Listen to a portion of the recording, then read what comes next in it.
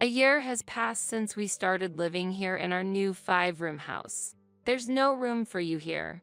Upon returning home and storing the groceries in the refrigerator, I headed to my room, only to find my belongings nowhere in sight.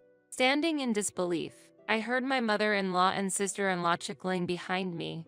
Following my mother-in-law, my sister-in-law declared, "We'll be using this space from now on, so please leave," leaving me utterly astonished. It seems my belongings were moved elsewhere by them.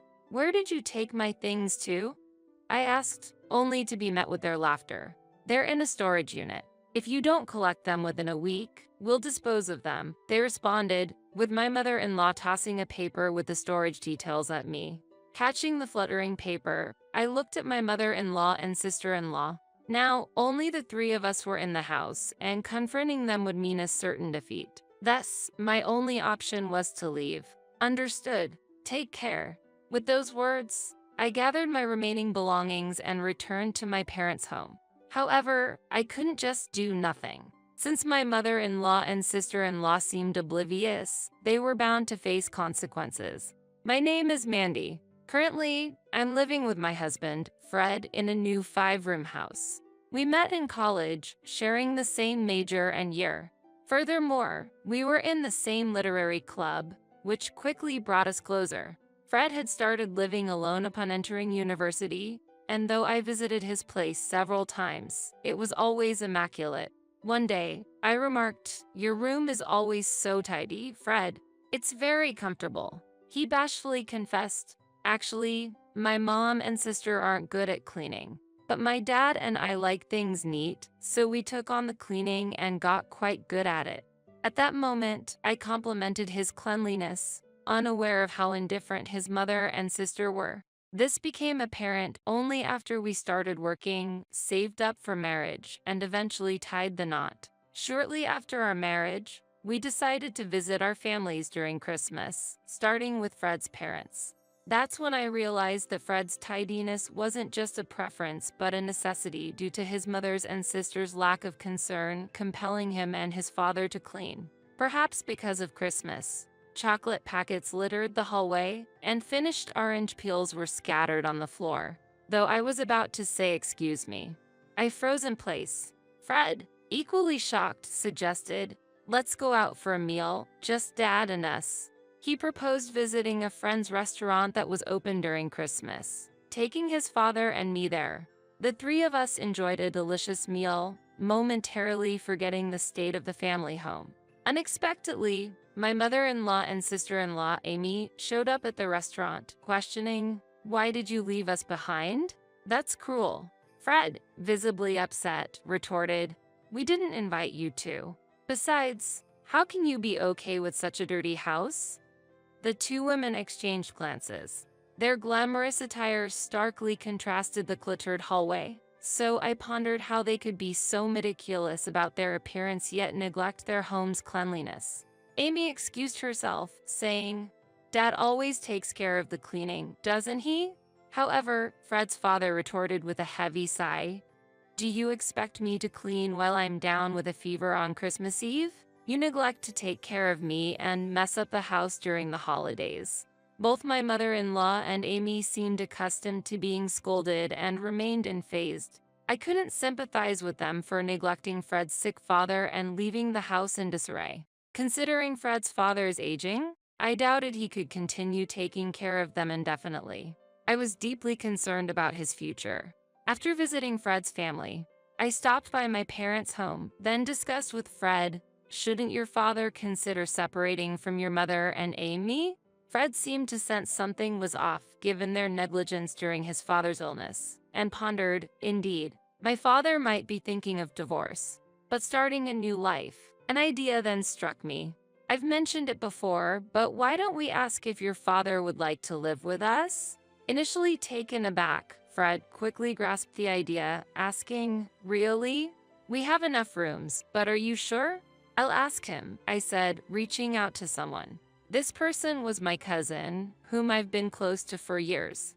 3 years older than me, he has always treated me like a sister and has been a confidant. It was his suggestion to invite Fred's father to live with us. The plan progressed smoothly, and eventually, we welcomed only Fred's father into our new 5-room house. He had severed ties with Amy and her mother, leaving his house, already divorced from his wife and with the family home being her property. He needed no formalities to move out. Fred's father hesitantly said, "I haven't disclosed this address to my wife or Amy. They won't come here, right? And to think I can live in such a wonderful house." We warmly welcomed him, assuring, "We're happy to live together with you. Please make yourself at home." Fred added, "Leave the cleaning to Mandy and me. We won't make unnecessary messes." To welcome him. At that time, we believed there would be no further involvement with his ex-wife and Amy. However, 9 months after moving in, my mother-in-law unexpectedly showed up with her belongings, declaring, "I'll be living here from today." We were stunned she knew our address and inadvertently let her in with her sudden arrival. We conveyed to her the difficulty of living together, but she resisted, clinging to the sofa. "I can't return to my former home. How cruel to drive me out." We were all astonished by her childish behavior. Her claim of being unable to return home piqued our curiosity. What had happened? And if she couldn't live in the family home, where was Amy? We assumed she was with her mother. Upon inquiring, it turned out that due to frequent complaints about odors, dirtiness, and uncleanliness at the family home, my mother-in-law decided to sell it.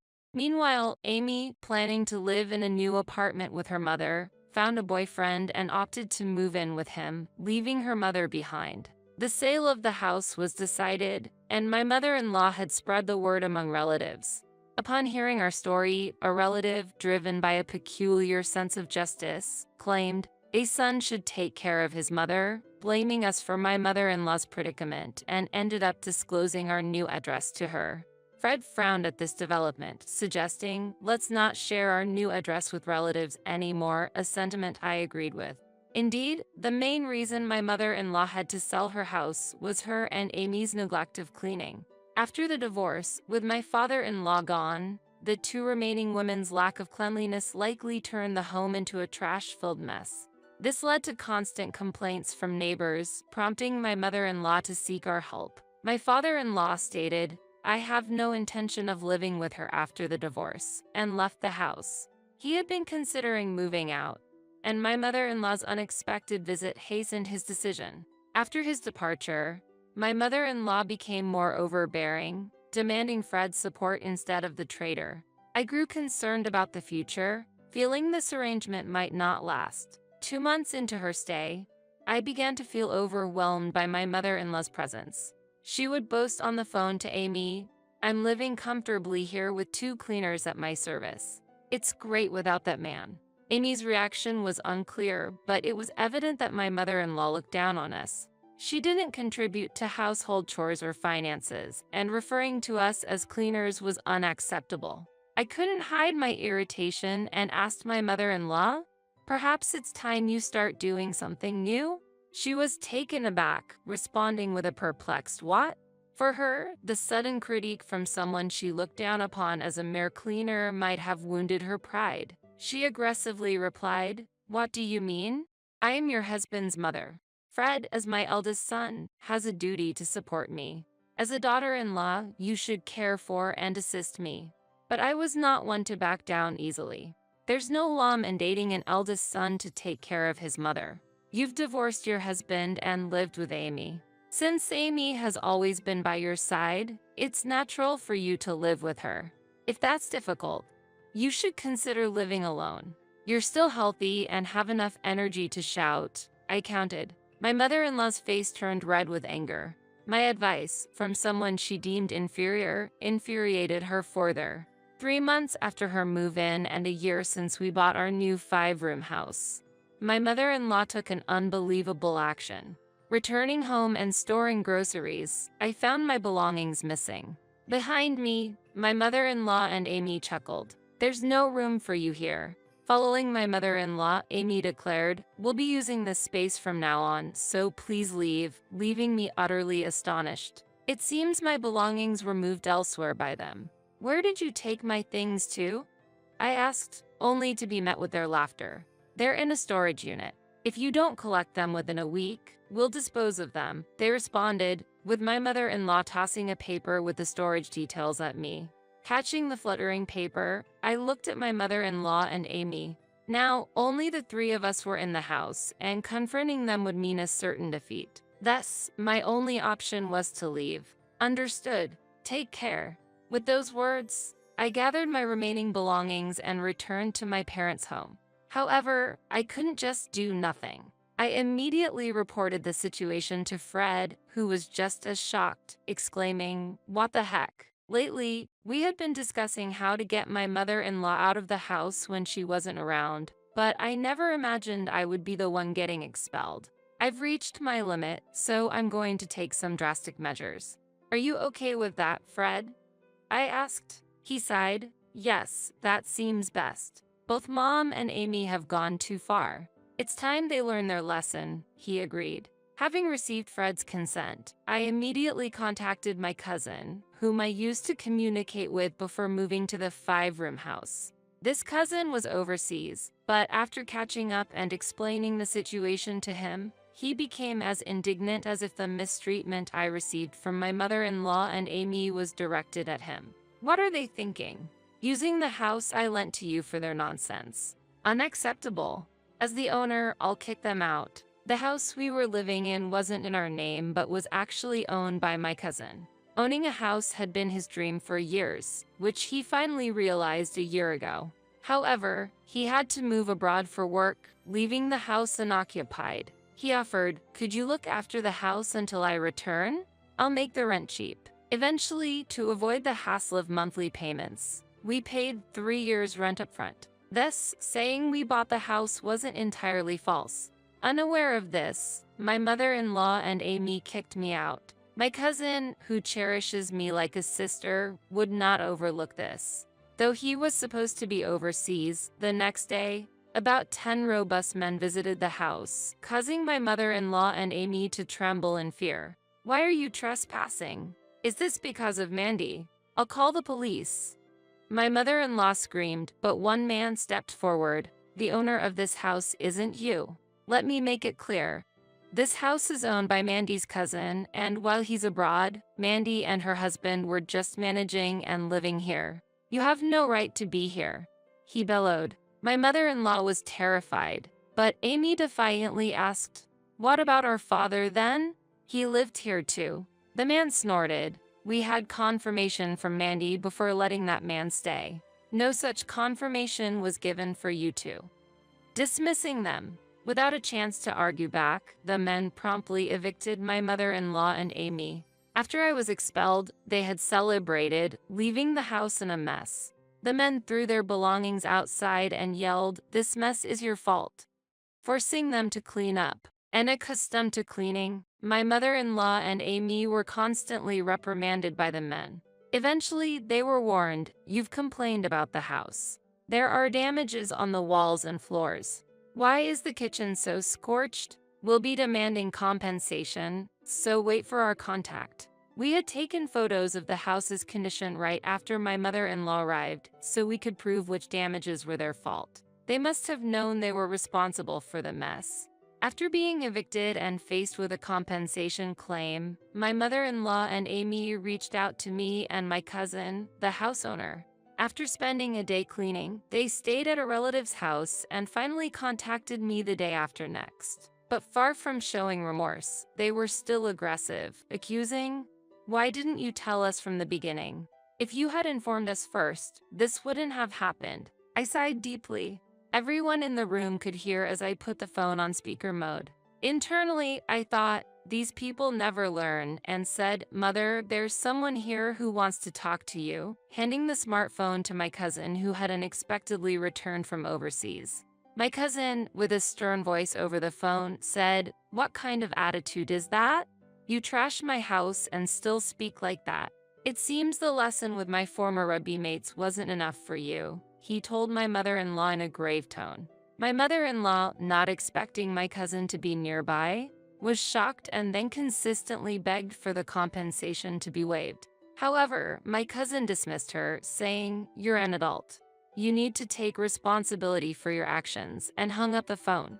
Since my cousin has no immediate plans to return to the US, he decided to sell the 5-room house after getting it cleaned. My mother-in-law and Amy paid the cleaning and inconvenience fees, which was a significant burden for them as they were unemployed and working part-time respectively. Then Amy turned to her boyfriend for help. Well, it seems Amy had unilaterally ended things with her boyfriend's family due to incompatible values and showed up at our place.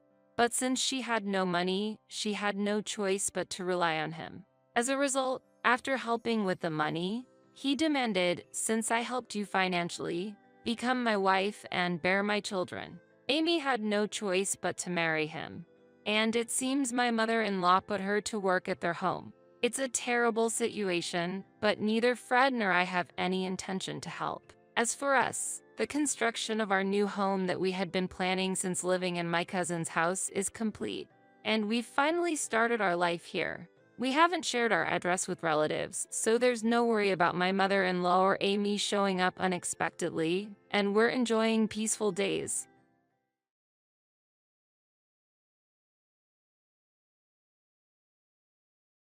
Your presence is no longer needed.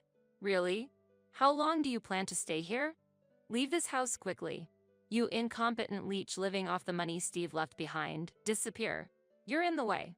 What? Can I really leave? Won't you regret this later? Of course. Don't make me repeat myself. I am Emma, 34 years old, working in the medical field. I met my husband, Steve, a 37-year-old surgeon, 2 years ago at the hospital we both worked at, and we got married. Upon marrying, I quit my job to focus on being a homemaker as per my husband's wish.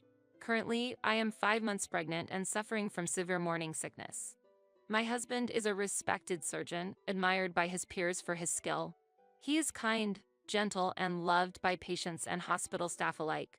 Our marriage is strong, and he is incredibly supportive, actively helping with household chores without a single complaint. Despite his demanding job, his dedication to our family is something I am deeply grateful for. The only concern I have is related to my in-laws. Hey, Emma, I have a request. I'd like to live with my parents and my sister Abby. My dad needs care, and I want to support them as much as possible. It will also reduce the burden on my mom. Plus, with a baby on the way, having extra hands will be helpful for you, and it might make it easier for you to return to work. What do you think? That sounds good to me. I'm okay with it.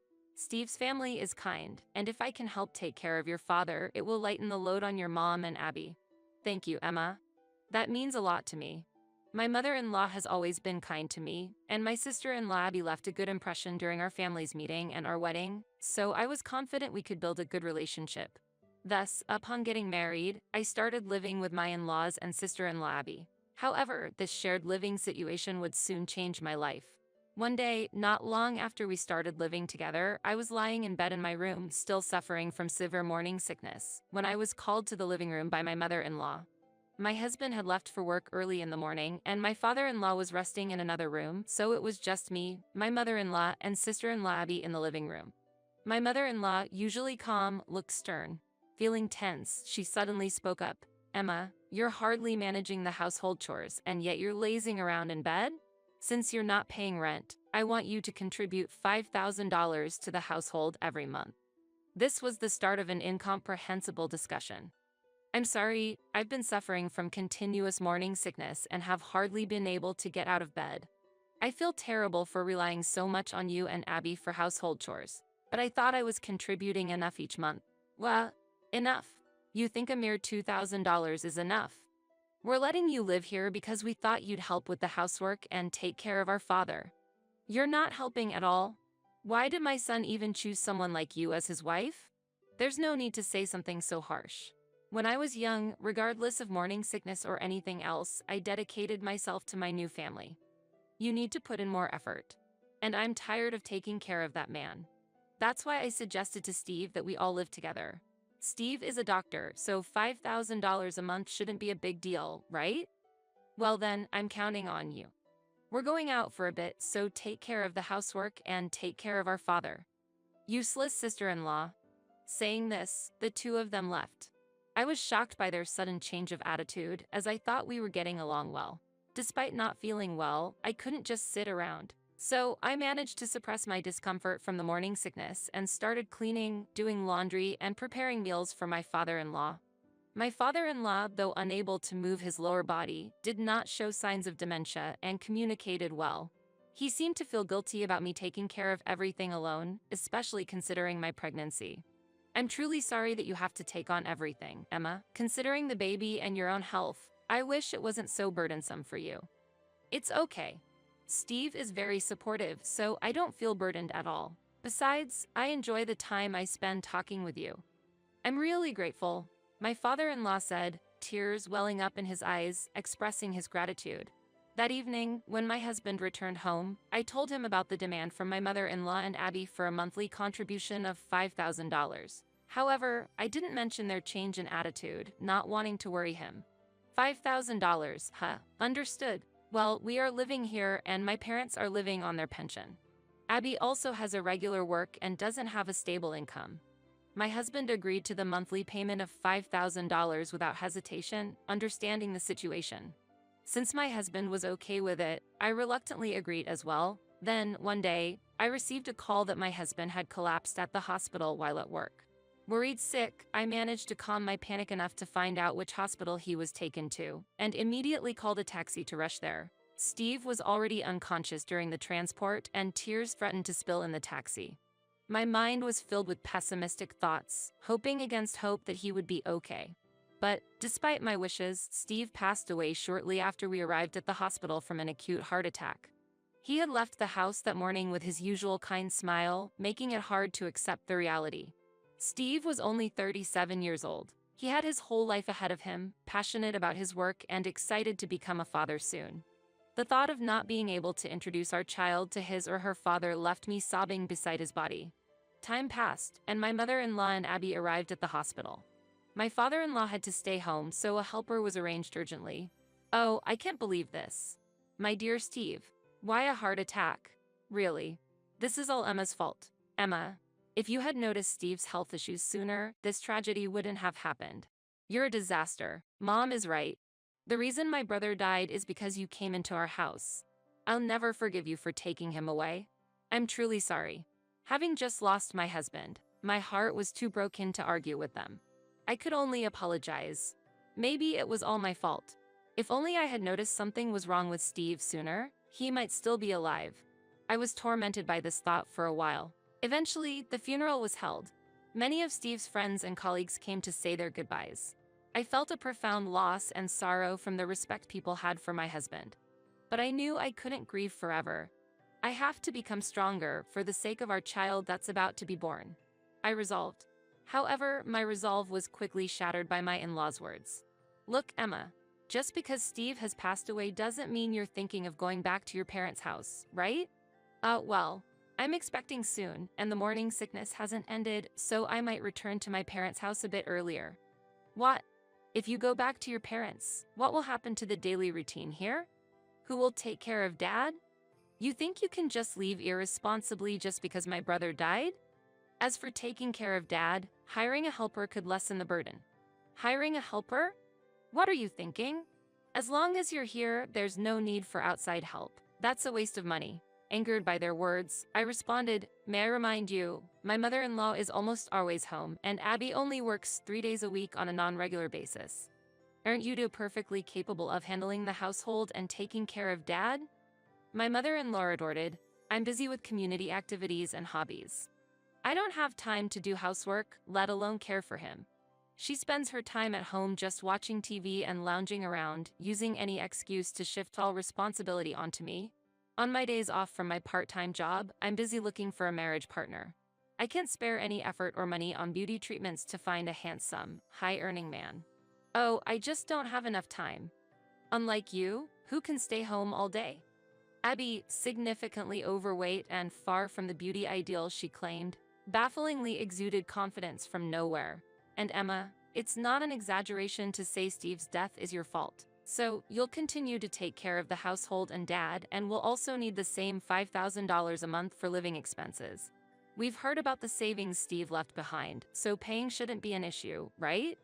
But I don't have an income right now, and with the baby coming, expenses will increase. I wanted to save Steve's money for our child's future. Oh, but is that child really Steve's? Could it be someone else's? That's really funny. Really? Emma, you're so vulgar. Then it's even more unthinkable to use Steve's money for a child that might not be his. Please wait. This child is indeed Steve's. It's terrible to say such things. But realizing arguing was futile, I gave up on going back to my parents and resigned myself to contributing $5,000 a month for living expenses, continuing the household chores and caring for my father-in-law. It seems excessive for a family of four to need that much, especially with pension income. Though I have some savings, I didn't want to dip into the inheritance Steve left, preferring to save it for our child's future. Moreover, returning to my parents would leave my father-in-law without proper care. If help or support isn't an option, going back isn't either. My belly is getting heavier and it's stuff, but it seems like I have no choice but to handle the household chores and caregiving on my own. I managed the household and caregiving tasks as best as I could, using delivery services for grocery shopping to keep it unnoticed by my mother-in-law and Abby. One day, while preparing a meal for my father-in-law, an incident occurred. "Hey, Emma, can I talk to you for a moment? There's something I need to tell you." "Yes, what is it?" At that moment, my mother-in-law and Abby were out, and it was just my father-in-law and me at home. "I wanted to tell you something while they're not around. Please listen to this." He handed me a voice recorder, and the moment I pressed play, I was shocked. Is this my mother-in-law and Abby's voices? What are they saying? I can't believe this. I heard a conversation between my mother-in-law and Abby. I felt a growing outrage towards them, and it felt like something inside me broke. Unforgivable, absolutely not. From there, my father-in-law and I devised a plan, and I was determined to carry it out. We waited for the night to come. When my mother-in-law and Abby returned home happily, I made them an offer. "Mother, Abby, as a token of my gratitude, how about a trip just for the two of you?" "Of course, my father-in-law and I will stay here." "A trip. Wonderful. I want it to be abroad." "Emma, that's a great idea. How about inviting two friends and all of us going to Europe?" "Of course, it's fine to invite your friends. Why don't you take a little break for about 2 weeks?" "Emma, you do come up with good suggestions sometimes. The thought of getting away from this depressing daughter-in-law and that old man, what an unexpected happiness." As a result, they planned a 2-week trip to Europe, including their friends, 1 month later, without suspecting our plan. Then, the day of their trip arrived. After seeing off the two who left in high spirits, I immediately started preparing to leave this home. Being in the later stages of pregnancy and unable to carry heavy items, I called my mother to help me. After telling my parents everything, they expressed their anger towards my mother-in-law and Abby but warmly welcomed me to come back home. Then, after completing the moving preparations, I expressed my gratitude to my father-in-law. "Though it was for a short time, I am very grateful for your care. After Steve passed away, you were the only one who always spoke to me with warmth. I am the one who should be grateful, Emma, for your caregiving. I'll be living in a care facility from now on, so don't worry. All that's left is to wait for those two to receive their just desserts." 2 weeks passed, and the day they returned from their trip came. While I was peacefully staying at my parents' house, my phone rang. My mother-in-law's name appeared on the screen. When I answered, she demanded I return home immediately, so I reluctantly agreed. "Welcome back, Mother. Did you enjoy your trip to Europe?" "Enjoyed it? That's not the point, Emma. We were happy to go on the trip you gifted us, but why are we being billed for it? There's a bill for $20,000. I thought it was lucky it only came to $20,000 for 4 of you. I was expecting it to easily exceed $30,000 with such luxurious accommodations." "What are you talking about? Boyfriend? We just invited some friends from the neighborhood, and it was just the 4 of us." "Oh, is that so? But I have evidence here. Please have a look at the envelope on the living room table." My mother-in-law and Abby were then confronted with a report from a detective. "What is this?" You tricked us by hiring a detective, you sly woman. No, it wasn't me who hired the detective. It was my father-in-law. What Dad did? Yes, it was actually my father-in-law who had requested the investigation. One day, he grew suspicious of my mother-in-law and Abby's behavior and installed a hidden microphone in the living room to eavesdrop on their conversations. Listen, Mom. Last night, I went on a date with a charming man who earns over $1 million a year. He's married, but he showed a lot of interest in me and came on to me strongly. I ended up not coming home until morning.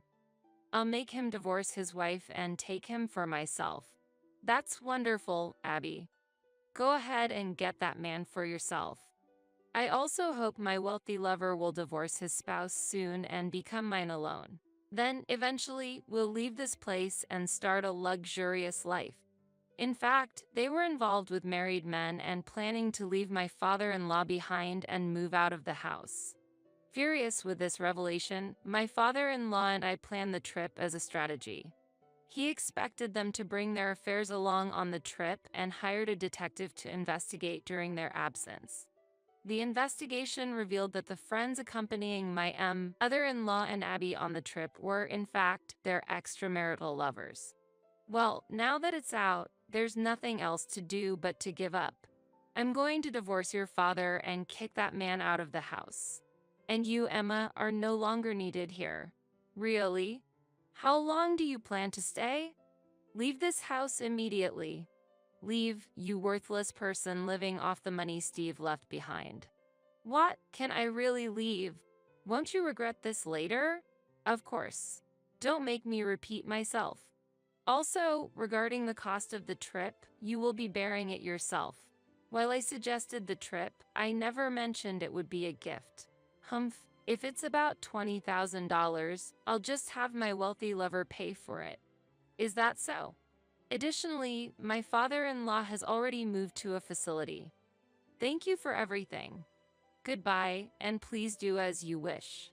Thus, I returned to my parents' home, feeling refreshed. After spending some peaceful time at home, one day, my mother-in-law and Abby unexpectedly showed up at the entrance. Emma, we apologize for our behavior up to now. Please come back, sister. I sincerely apologize for everything I've said and done. We really want you back. Oh, what brings both of you here? Why has it come to this? Our relationships outside were exposed, and the spouses are demanding a large compensation from us. I live on a pension, and Abby is in irregular employment with little savings. We don't know how to handle this. In fact, my father-in-law had sent the detective's report to the families of the lovers, resulting in a massive demand for compensation from them. Additionally, they were being sued for compensation for infidelity by my father-in-law as well.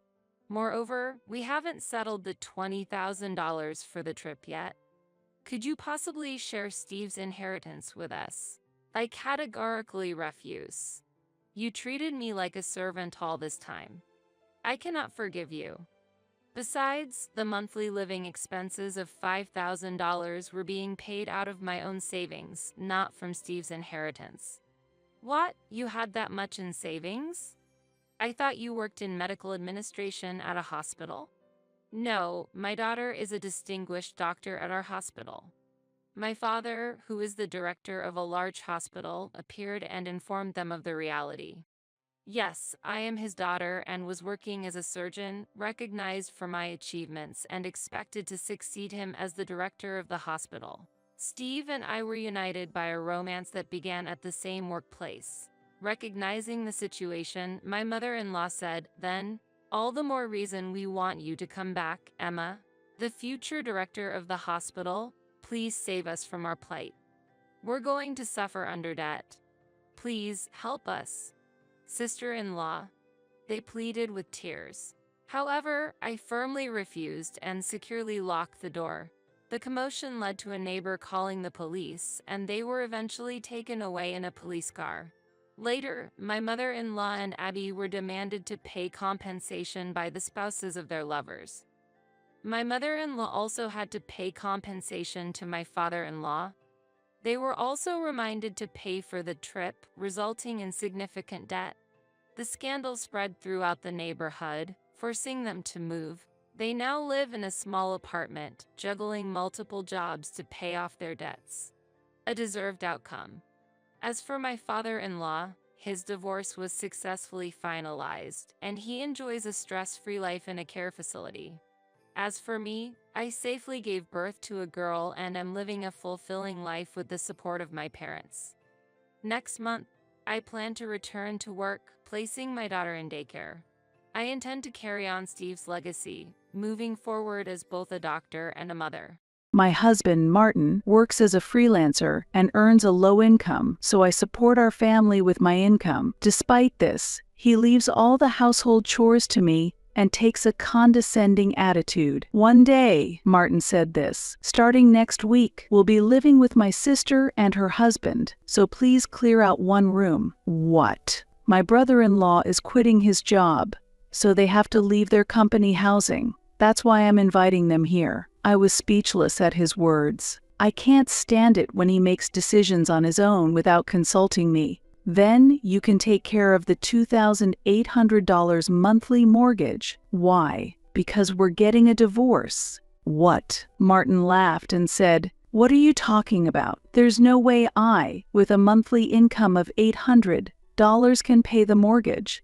You'll have to pay for it. My sister is really looking forward to living with Lane. I'm also excited to live with my sister again." I felt angry that Martin was moving the conversation forward on his own. If he likes his sister so much, he can live with her alone. But I will firmly refuse. Watch me, I won't let you do whatever you want anymore. My name is Rachel, and I'm 45 years old. 10 years ago, just before getting married, my engagement was broken off, and I was feeling down. Martin, who was a colleague at the time, comforted me, and that's how we started dating. The following year we got married, and soon after we had our son Lane. I love my job, and after parental leave, I returned to work full-time. If both of us worked, we could save enough for Lane's education and our retirement. That's what I thought. But then Martin was transferred from the parent company to a subsidiary because of a mistake at work. Unhappy with this, he quit the company and chose the path of non-regular employment. His income has been reduced to a quarter of what it once was, but I thought I could make up for that by working more, so I reconsidered my situation positively. My real problem is not Martin's salary but his sister, Margot. Martin's family runs a general goods store in a shopping district, and Margot, busy in place of their parents, has been taking care of Martin. She was effectively a parent to him. Therefore, even after getting married, she still loves Martin more deeply than her own parents, frequently contacts him, exchanges messages, and shows up at our house every 2 weeks without notice. Each time, I am perplexed and annoyed, yet I find it hard to simply send her away. The issue is that recently Margot's attention has shifted from Martin to my son, Lane. Previously, she forcefully showed me a family album she cherishes,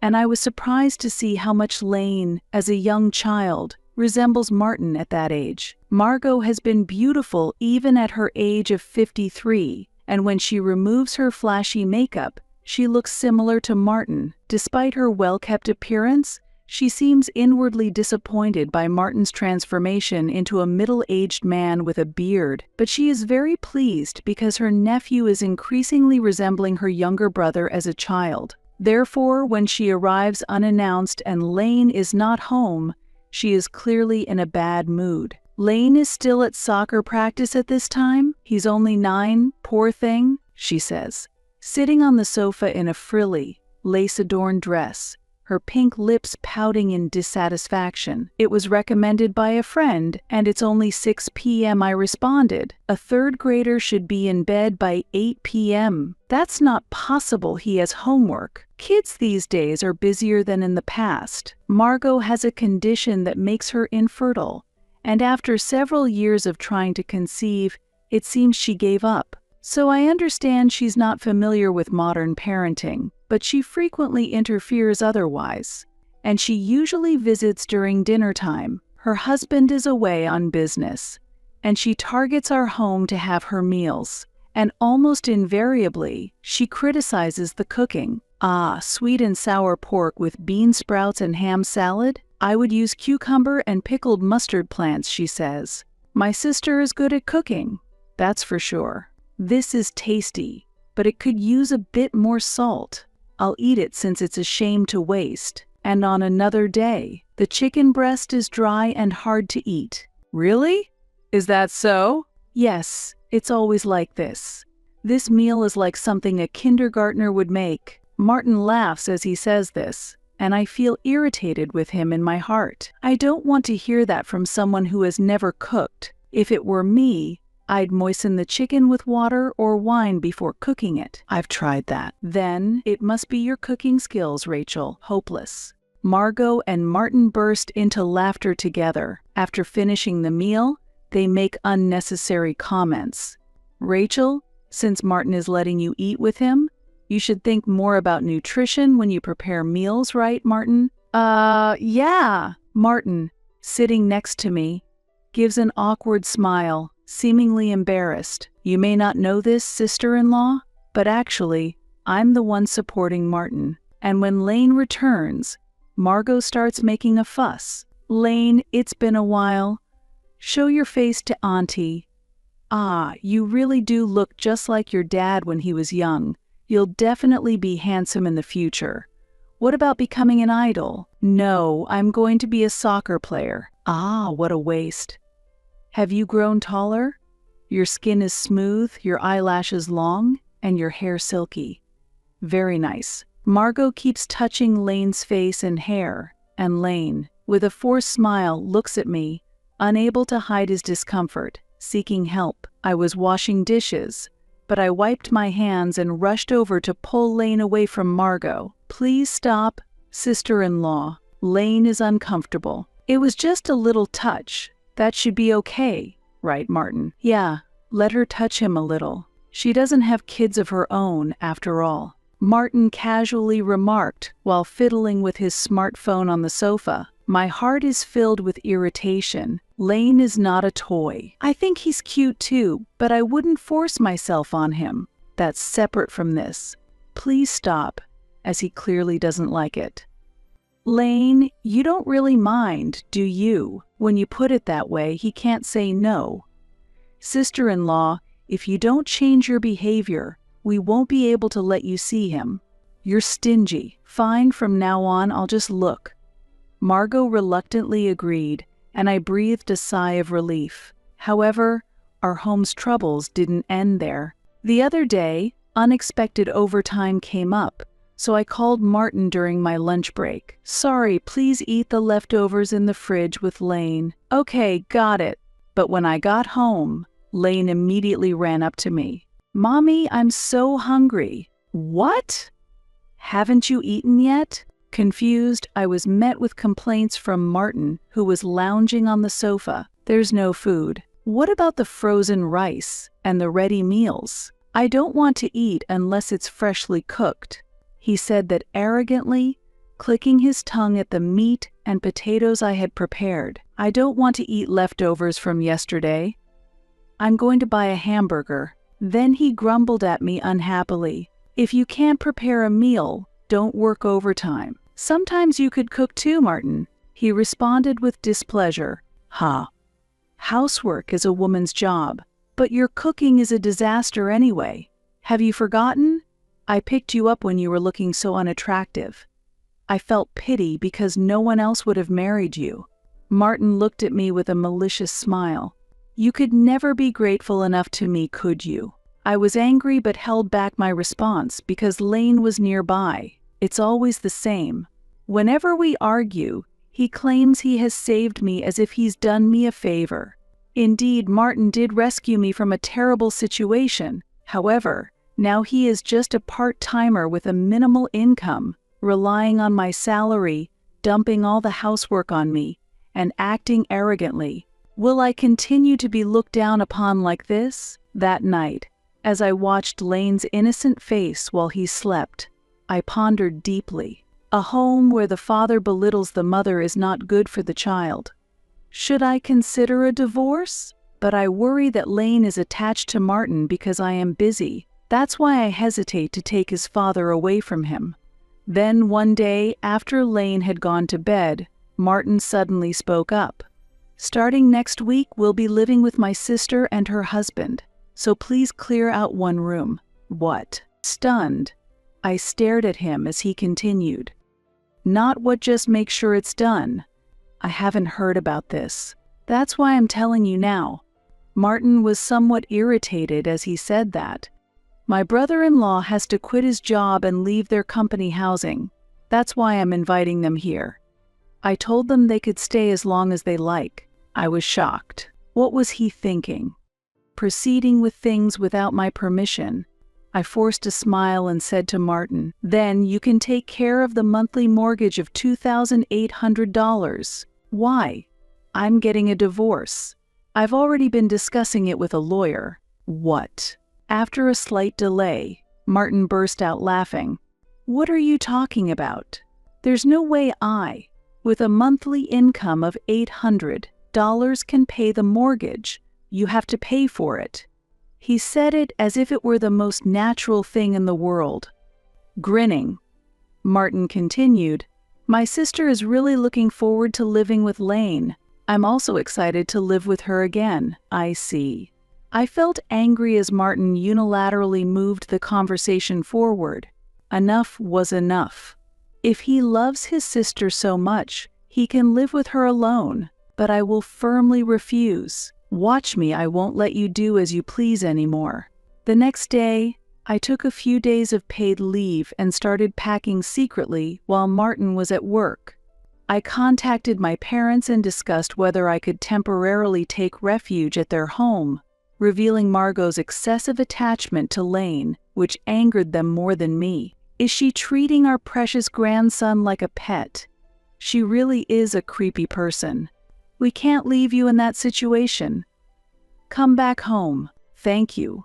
And sorry for the sudden news. When I decided to divorce and told Lane, he asked anxiously, "Can I go with you, Mom?" "Of course, honey. We'll be staying at grandparents' house for a while." I'm happy. I love Grandma and Grandpa. After hesitating for a moment, I asked Lane, "We might not see Daddy much from now on. Is that okay?" "It's okay. Daddy doesn't play with me anyway. And when I talk about school, he just answers without really listening, so it's not fun." "Really? Is that how it has been?" Surprised by my response, Lane continued to express his dissatisfaction. Even when he took me to the park, he would just sit on a bench and play with his smartphone. I wanted to play catch, but he would always say, "I'm busy. Play by yourself." I was envious of other dads. I didn't know that. While Martin did take Lane to the park on holidays, it allowed me to finish chores and shopping, and I thought they were enjoying their time together since he took outdoor toys with them. If he's not fulfilling his role as a father either, then there's no reason to stay with Martin. Fortunately, my parents live in a nearby town, so Lane can continue attending the same school and go to his soccer classes, which is a relief. I moved to my parents' house, transferred the house title to Martin, updated the address, and picked up the necessary divorce papers from the local office. The divorce process involves not only signatures but also the division of shared assets. We'll need to determine the house's sale price and split the amount left after paying off the mortgage evenly between Martin and myself. Furthermore, we need to discuss and decide on the amount of child support for Lane. A lawyer familiar with divorce, who was a friend of my father, would meet with me on my day off for consultation. After moving out, one day while heading home from work, I was shocked to see an unbelievable number of missed calls and messages on my phone in just a few hours. The voicemail left by Martin was pitiful. "Rachel, the bill for the house mortgage of $2,800 came. Didn't I say I can't pay it?" Sighing, I drove toward the house. Although he sounded almost tearful on the phone, Martin was as arrogant as ever when I met him. "Hey, Why is the house mortgage billed to me? Isn't this house in your name? Before I could even sit down on the sofa, he started yelling. Yes, it's in my name. But you decided on your own to let your sister and her husband live here. Of course. This house is mine too. What's wrong with living with family? We should help each other in times of need. Then I'll call my parents to come live here next week. They are getting old, and I'm worried about them. That's okay, right? Martin's eyes widened in anger. What are you talking about? That's impossible. I absolutely won't allow your parents to live with us. See, Martin? You react the same way I do. Martin looked displeased by my words. Even so, to want a divorce for that reason, isn't that too arbitrary? We have a child. You'd be taking his father away from him. I've endured a lot too, and I've thought carefully about Lane. But I can no longer tolerate your arbitrary attitude, I responded in a calm voice. Anyway, I've already left the house. So transferring the house into your name is the natural next step. You left without my permission, isn't that crazy? I'll forgive you now, so come back quickly with Lane. Without permission? The irony almost made me laugh. After a silence, Martin lowered his voice. Hey, aren't you misunderstanding something? What? Nobody told you to leave. Suddenly showing a sweet smile, Martin softened his tone. My sister didn't mean to drive you out. So come back, do the household chores, and contribute financially to the house like before. 2 more people won't make much difference. We have spare rooms, after all. The house does have spare rooms, that's true, right? It's only sensible to use them effectively. But the mortgage of $2,800 is a bit too high, isn't it? Watching Martin shrug, I replied with a mixture of astonishment and annoyance. That high mortgage was your doing. What? Is it my fault? I said a prefabricated house with a garden would have been enough. You were the one persuaded by the builder's staff to go for a luxurious specification. Martin frowned, and I responded coldly. You were the one who wanted to build a 5-bedroom house 5 minutes walk from the station, with a rooftop, a large garden, and a basement. And you wanted to use expensive materials from abroad for the wallpaper and flooring. It's only natural that the mortgage would be high with all those specifications. Sure, but, I had to do that much to brag to my colleagues and subordinates. Martin spoke with an air of arrogance, as if it were the most natural thing. I was able to take out that loan because I was a chief at a major company. Yes, that's true, but within less than 2 years you were transferred to a subsidiary, and then you became a freelancer. When your salary decreased, I had to switch from part-time to full-time to pay for that house's mortgage. Family supports each other, that's normal. Without showing any gratitude, Martin haughtily retorted. So, letting my sister and her husband live with us is also normal, and yet you're against it. You really are a cold person. My anger peaked, and I raised my voice. So, when is your brother-in-law planning to find a job? And your sister is going to start working too, right? How am I supposed to ask them that? I should just take care of them forever. Martin replied casually. Obviously, you should provide all the money for the house. As a housewife, you should be able to manage that much. Think of it as returning the favor for everything my sister has done for me. Feeling dizzy, I pressed my forehead and closed my eyes. You might have been taken care of by her, but to me she was just being snide. She's always been so fond of Lane, that's strange. Martin laughed mockingly. When you're at work and Lane feels lonely, my sister comes to see him. How about we make Lane her adopted son? Then we'd truly be family. I couldn't believe my ears. Are you serious? Why not? You'll still be mom and my sister will be mama even if he's adopted. We'd still live in the same house. Nothing changes. Lane would be happy. He could brag about having a beautiful mama. Martin smirked, stood up, and commanded loudly, "So bring Lane back. If you want a divorce, leave Lane here. You'll have to send child support, house mortgage, and our living expenses to my account every month. That's the minimum condition." Do you think I would ever agree to that? If you can't do that, I won't consent to the divorce, Martin asserted, and I laughed lightly in response. Yes, I understand. Feeling that further conversation would be futile, I left the house. If Martin intended to act that way, I had my own plans. A few days later, while I was preparing dinner at my parents' house, my phone rang. It was Martin, yelling in a tearful voice, "Hey, what have you been telling my sister? She's treating me like a liar now. How are you going to fix this?" She seemed unaware of the reality, so I just shared the facts. I answered calmly, "Martin is no longer with a big corporation. He's a freelancer now. I've been covering the living expenses with my salary. And that wonderful house's mortgage? I've been paying for it for over 5 years. She didn't believe me at first, so it's good that I recorded our conversation yesterday. She was quite shocked when she heard it. Don't do such sneaky things. You're just jealous because my sister and I get along so well. What?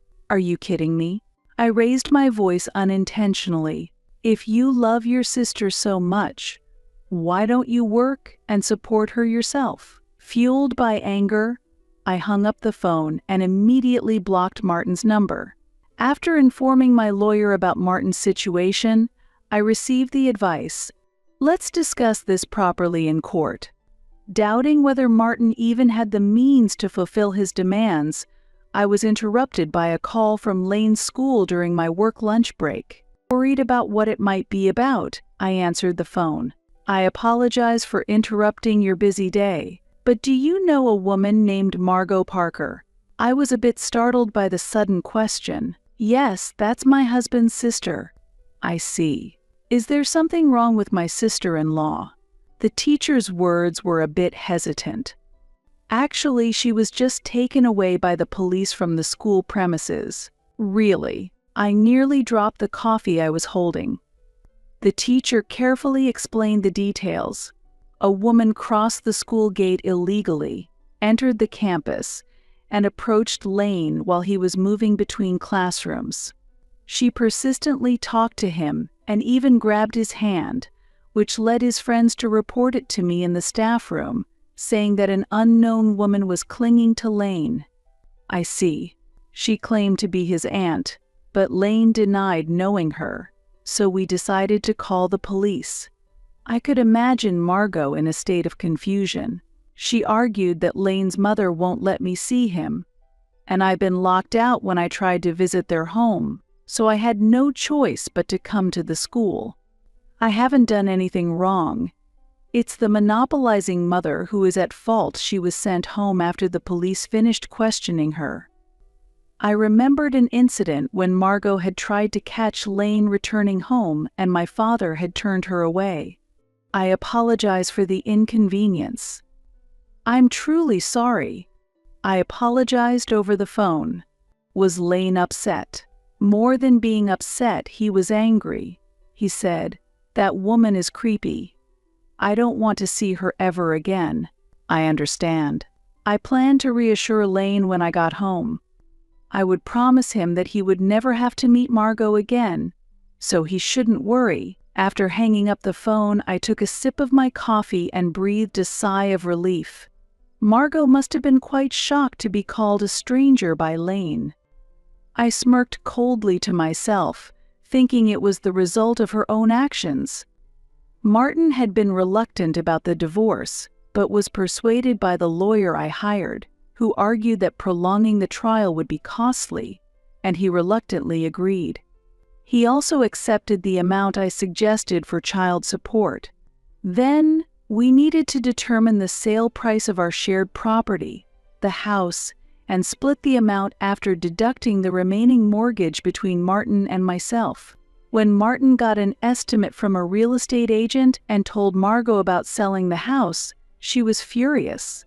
I was told I could take care of things and spend a lot of time with Lane at home, but this changes everything. You expect me to rent an apartment? I don't have that kind of money. I don't have any money either. So sorry, but you'll need to find a place to borrow from and move out. I believed you when you said you were a chief at a top company, but to find out you're just a freelancer. Martin, I'm really disappointed. It's really your fault, who embezzled company funds and got fired. You and Margot should clean up their own mess. What a thing to say. After a heated argument, Martin and his sister and her husband each moved into separate apartments. Martin had to sell the house and settle the mortgage, and he still needed to make monthly child support payments to me. To manage this, he increased his part-time jobs to 5 and is working all day long to scrape together enough for living expenses and child support. I took measures to garnish his wages directly if the child support payments failed to reach my account, adding to the pressure he must feel. Margot and her husband, who moved into an apartment using borrowed money for the moving expenses and initial living costs, found new jobs. However, Margot encountered the mother of one of Lane's classmates at her new workplace, and word of her school intrusion spread quickly. This led to Margot quitting her job soon after, becoming suspicious and wary in her personal interactions, and she now mostly confines herself at home. Recently, neighbors who have seen Margot commented that she looks disheveled and much older than her actual age. Since the divorce proceedings have concluded, I have moved to an apartment near my parents' home with Lane. When sudden overtime or weekend work arises, my parents take care of Lane. Lane has always been fond of his grandparents, and they adore him, so I can trust them completely. I am freed from the worries of Margot suddenly visiting or seeing Martin sloppily lying on the sofa while I do the chores, and the new life feels refreshing.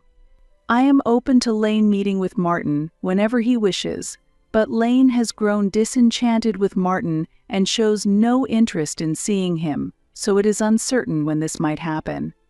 With the absence of his father, my parents and I pour our love into Lane, dedicated to supporting his growth.